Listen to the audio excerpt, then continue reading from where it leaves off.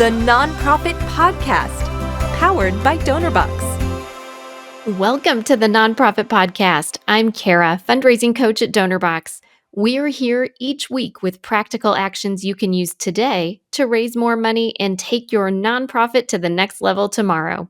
We receive so many questions about grants at DonorBox. Grants are instrumental to any organization's overall fundraising strategy, but they're complex to navigate and they can be a lot of work. The Nonprofit Podcast is joined by Gauri Manglik today.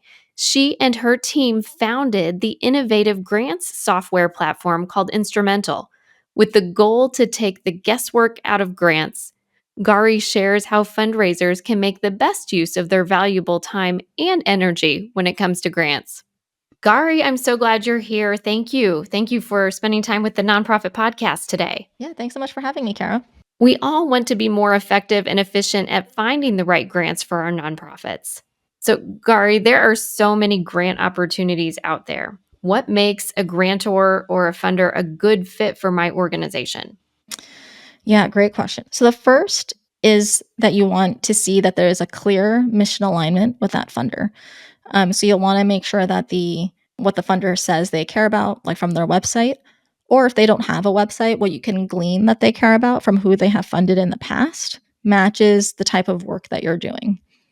And when you look at those organizations' kind of past grantees and you read about their website and you hear about what they're interested in funding, you want to get excited and you want to feel like that's not a huge stretch. So that's one thing. I would say the other thing is is important. You also want to make sure that you're kind of meeting their eligibility and ineligibility requirements. Sometimes grants can be very specific, very nitty gritty. They might have some, details about what you can use this grant for, what you can't use that grant for. You want to make sure that that's also, you keep that into account. The other thing to look at is how competitive is this grant and or this funder, and how should that play into my fundraising strategy? So again, when you're just starting out, you know that winning your first couple of grants is going to be harder.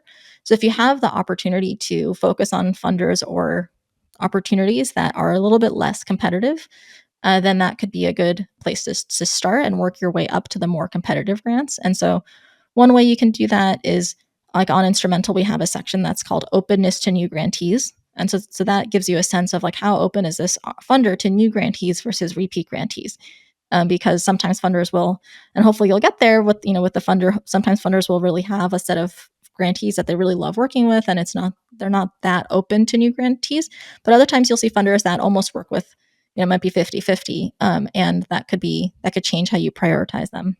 And then one other thing I'll say in terms of measuring competitiveness is that, again, if you're just getting started, you'll want to see if you can focus on the more local funders first, where there might be some additional reasons for that funder to care, or maybe even heard about your organization, more of a connection to your local community, as opposed to going to those kind of broader national, more competitive funders right away.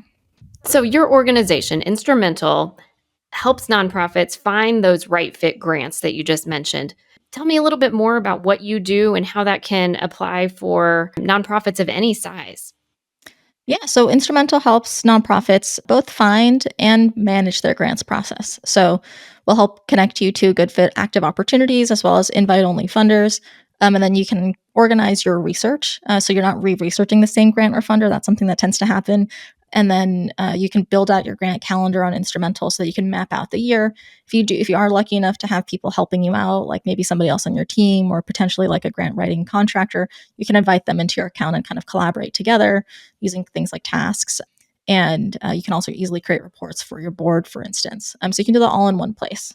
So when I've done that work, I've found some potential grant opportunities. I've confirmed that I'm really happy with this list of matches that's been generated for me.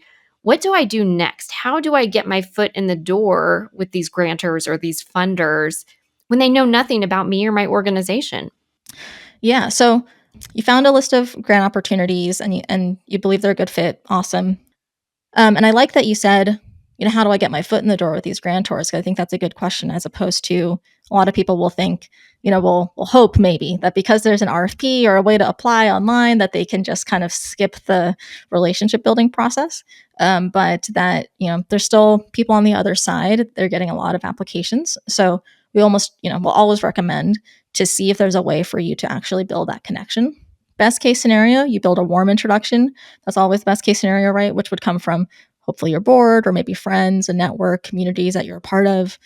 Other option would be to reach out based on what information the funder provides on their website or their 990 information. Here, I would say it's like worth reviewing some blogs or some webinars on how to write great cold emails or great cold messages. These obviously these funders are also going to be getting a lot of other kind of messages cold, and you want to, and all you're trying to do in that initial message is just get some initial validation that it's worth it for you to apply.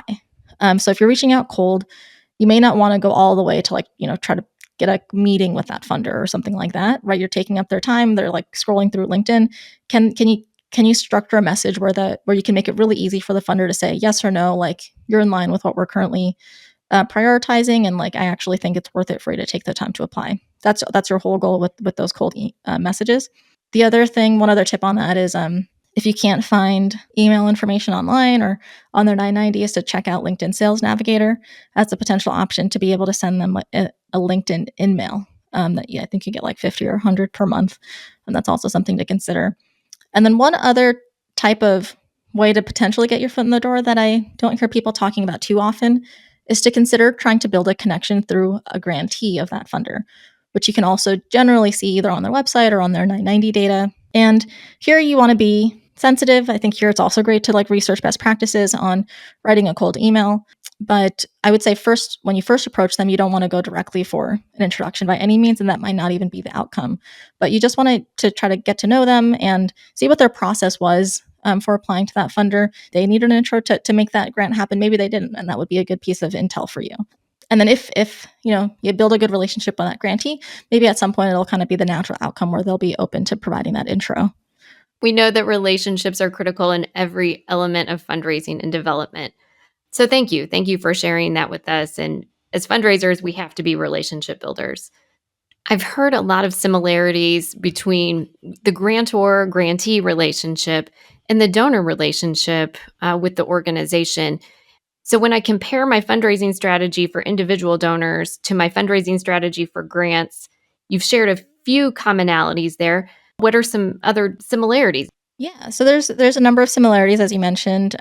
There's a heavy component on relationships. You can kind of think of them similar to how you would think of your major donors.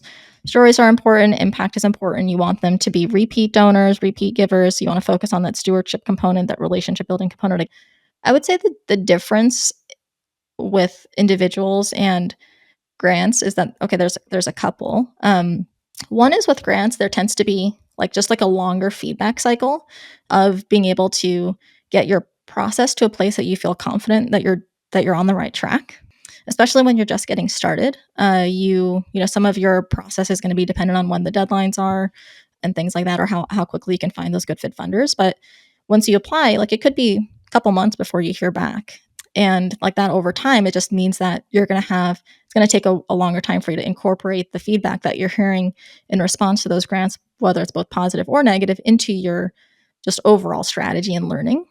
And I would say the other thing that's kind of related is that it can take more upfront time before that whole fundraising channel will become ROI positive. Because of that longer feedback cycle, when people are just starting out with grants, I'll typically recommend giving it like 2 years because you need that time to incorporate that feedback. When you just start out, it's going to be harder to win those first couple of grants because it's like that chicken and egg problem where the more grants you win, the easier it is to win grants. Funders will feel like you're kind of validated by other funders. You've then received those grants and done great things with them. You'll be able to show that more. And so that your first couple of grants will be harder to win. And if you give up during that point, you can really miss out on the kind of future kind of ROI positive aspect of it that will come later. But again, you'll have to make sure that you have the capacity in your team and the ability to prioritize it amongst other fundraising channels to really do that. And so, for that reason, like I said before, it might not make sense to have that be your first fundraising kind of strategy. You might want to make sure you've kind of fundraised from the most kind of the fastest feedback back cycle kind of channel you can, so that you can think of that as a way for you to get kind of the minimum viable program for you to demonstrate some sort of impact, and then build that kind of cycle so that you can then eventually pursue institutional funders. Many of our organizations right now are navigating year-end fundraising. What's the best way to navigate grants when they already have a lot going on? Taking on grants can be a big responsibility. Typically recommend mapping out like a kind of a grant calendar. And you'd want to, if you were really ready to kind of start applying for grants, you'd want to kind of invest some time up front, making sure you have the right grant strategy, making sure that you hopefully take some grant writing classes, watch some webinars online, and then find a comprehensive source of funders and opportunities to consider, prioritize that list, and then, like I said, build out that grant calendar. And if you're a fundraising person or an executive director and you're kind of juggling multiple things, and then what you'll want to do when you build out that grant calendar is keep in mind your other initiatives and efforts. So if you know you're going to be busy at a certain time, that might be a time to actually not write any grants, because you kind of will be writing those grants at other parts of the year when you're actually going to have that time. Sometimes it's tricky, deadlines aren't always going to be aligned to your schedule. Usually I find that, when people are just getting started, they might be tempted to kind of apply to things as they come across their desk. But that can often be a very stressful way to apply for grants, because then you feel like you need to do that on top of other things that you're doing, and you're already busy. And so you might get lucky and have some wins that way, but usually we find that kind of takes some proactive, intentional strategy to really be successful with grants in the longer term.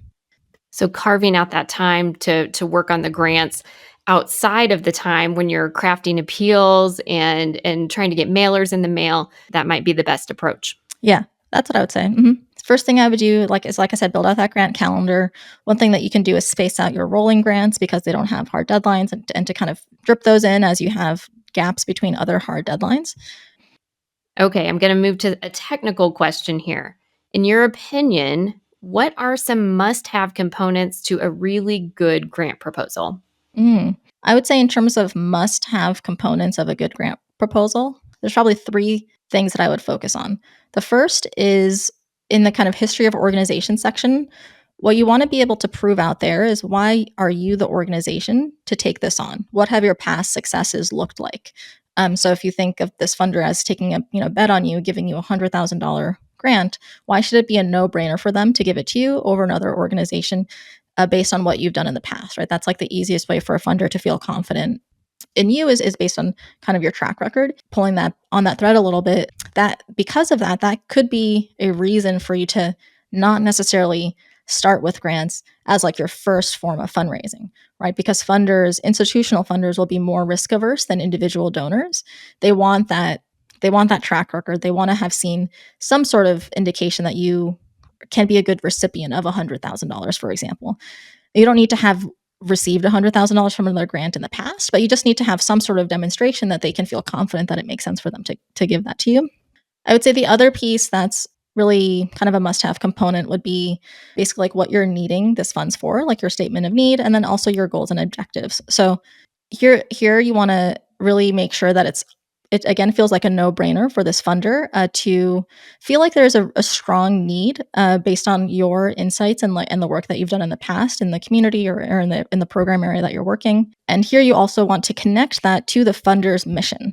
And so this is where having that really strong match is important. And you can't really there's only a limit to how much you can stretch it, right? It has to I like to say you want it to feel like really on the nose. That when you look at that funder, when you look at who that funder has funded in the past, when you look at that funder's mission, there's like a very strong alignment with what you're doing and what the problem is that you're trying to solve. And then I'd say the other thing to consider is an evaluation plan. That's something that I think funders like to see, is that you have a critical eye to making sure that this particular program is going to have an impact, and like how you're going to be measuring that, and hopefully following up with a funder on those successes. That is excellent advice. So if someone wants to know more about Instrumentl or grants in general, where should they go to learn? They can, for both of those, you can check out Instrumentl. So it's www.instrumentl.com. So it's spelled instrument and then the letter L.com. And if you go to Instrumentl's homepage, you'll see that you can sign up for a 14-day free trial. You can check it out, totally for free. So at the very least, you'll come away with some hopefully great opportunities for you to pursue. And if you decide that you'd like to move forward with a subscription after, you can certainly do that. But even if you're like not ready to kind of actually choose a platform, you're not ready to like go full into grants because you have other things that you're prioritizing and you want to concentrate your efforts there, which can be totally the right decision to make. You can check out our blog, instrumentl.com/blog, and there's tons of free resources there just in terms of like, how do I know that I'm grant ready? What are the kind of tips for a grant proposal? That we have webinars with experts almost every week at this point, and it's totally free content. And so you can just start to consume and just start to plant those seeds, so that when it becomes a better time for you to apply for grants, you kind of have some of the knowledge in place. So start learning, build it into your overall fundraising strategy, and then you'll be ready to knock it out of the park when you get all these fabulous matches from Instrumentl. Exactly. And then the dollars will just start rolling in. Thank you so much for joining us today. Thanks for having me. This was fun. For many organizations, grants are truly instrumental to raising significant money if your organization is ready. Before jumping in to apply for grants, take the time to find those that are really good fits for your organization and start building relationships with these grantors. As with any good fundraising program, relationships are key. Gauri shared some great resources at instrumentl.com. You can find those in today's show notes. And while you're there, don't forget to download and review the podcast today, or give it a thumbs up if you're listening to the Nonprofit Podcast on YouTube. Thank you for choosing to spend time with the Nonprofit Podcast today. I hope you've left with confidence to take a small step today that will make a big difference tomorrow. You're here to help others. We're here to help you. Until next time, stay inspired. That warm feeling when you help someone, it's not just happiness, it's fulfillment. And we believe it should be available to everyone, from frontline heroes to first-time fundraisers. Our tools empower you to help others. This is our mission. This is DonorBox, helping you help others.